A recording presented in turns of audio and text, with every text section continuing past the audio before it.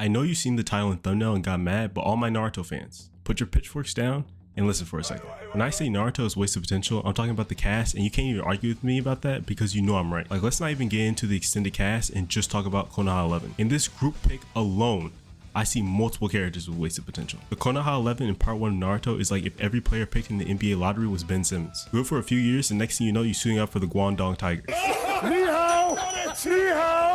I'm gonna go character by character, breaking down how much they wasted their potential. But first, starting with people I think lived up to their potential the most, we have Sakura and Team Asuma. Sakura was beyond useless in part 1 and came fresh out the time skip putting in work. I'm not the biggest Sakura fan, but I have to admit her and Chio gave us one of the best fights early into Shippuden. After that though, she really didn't do anything else to the war, to be honest. I mean, besides her lying to Naruto to get him to stop tasting Sasuke, which a lot of people don't understand, and making the dumbest decision ever to try to kill Sasuke by herself. Like, this man Sasuke was an international terrorist and had been running off pure adrenaline and hatred for the last god knows how many days, and she thought she stood a chance.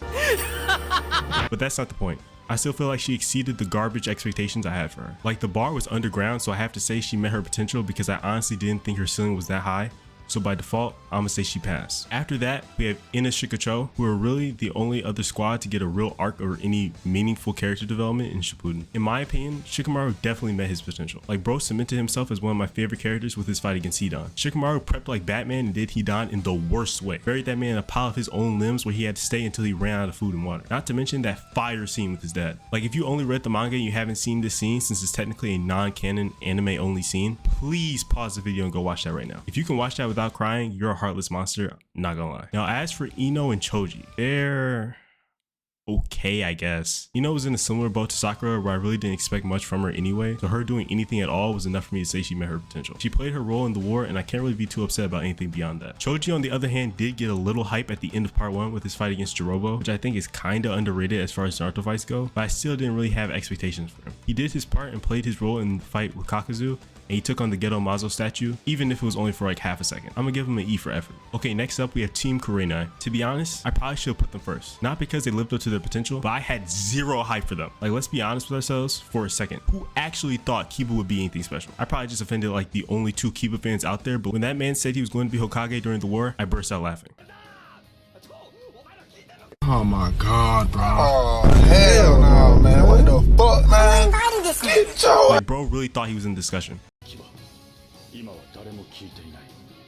Moving on to Hinata. Hinata, to me, absolutely could have done a lot better, but I think she was always just meant to be the love interest and nothing more. Plus, we know Kishimoto has a how do I put this? Questionable history with writing women characters. So while that isn't an excuse, we really should have known not to expect much from her in part 2 anyway. Now, as for Shino, I think Shino actually did have a lot of potential. He pretty much stomped every fight he had in part 1 and was actually hella powerful. But I feel like that could be part of the reason he didn't get much shine. His fights had to be hard to write in a way because you have to make his fights not too easy and still entertaining for the viewer. But with his fighting style, I think it's easier said than done. Finally, last and least, the squad I'm sure everybody in the world would agree wasted their potential the most.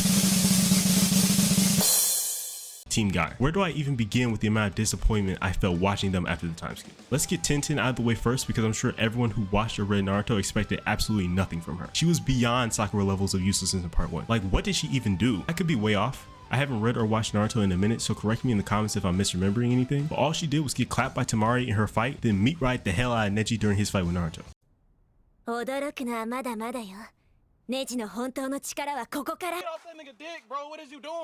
Then in Shippuden, during the war, she got her fan after fighting Kinkaku and Ginkaku and did nothing. If she was removed from the story completely, I don't think anything meaningful changes. Now the 2 that pain me the most, and the reason I made this video in the first place, Rock Lee and Neji. I'll start with Rock Lee. This man gave us a certified hood classic fight against Gaara.